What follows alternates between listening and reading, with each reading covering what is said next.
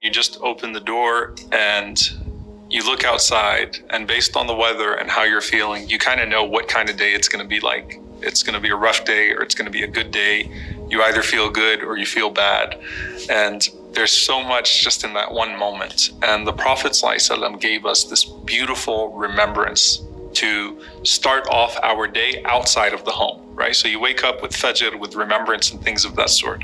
But as you're opening your door in those moments and you're about to step out into the world, the Prophet ﷺ said, those two angels that are protecting you, they come next to you. And at that moment, when you say, Bismillah, wa tawakkaltu ala Allah, wa la hawla wa la quwwata illa billah. Bismillah, wa tawakkaltu ala Allah, wa la hawla wa la quwwata illa billah. It's not a complicated form of remembrance. Bismillah, in the name of Allah. Tawakkaltu ala Allah, I put my trust in Allah. Wa la hawla wa la quwwata illa billah. And there is no power or might except that which belongs to Allah. The Prophet ﷺ said, when you say that as you're entering into the world, exiting outside of your house, those angels respond to you. And as you say Bismillah, they say Hudita. In the name of Allah, you've been guided.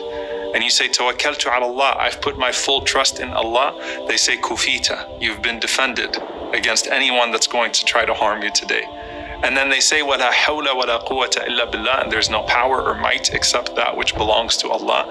They say, وَقِيتَ, and you've been protected from all harm for the day. And as you say that, as you're entering into this world, the two shayateen that come to attack you, two devils that want to attack you for the day, one of them says to the other, what can we do with a person who's been guided, defended, and protected? And so they know they can't mess with you for the entire day, and they abandon you for the rest of the day.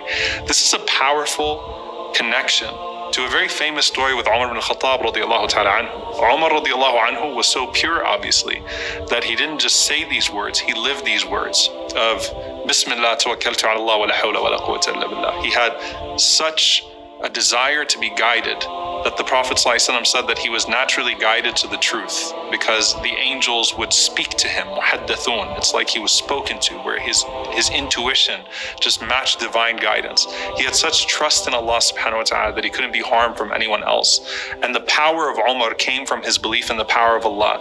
And the famous story is that the Prophet ﷺ said that when Umar ibn Khattab radiallahu anhu takes a path, the shaitan takes another path. The shaitan will not even be seen on the same street as Umar ibn Khattab radiallahu ta'ala anhu. How do we bring that into our own lives?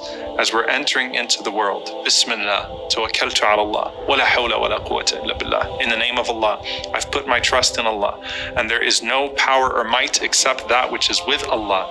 And the angels responding, saying, you've been guided, you will be defended, you will be protected, and your shayateen knowing that you are going to be under the protection of the angels and the guidance of Allah subhanahu wa ta'ala throughout the day.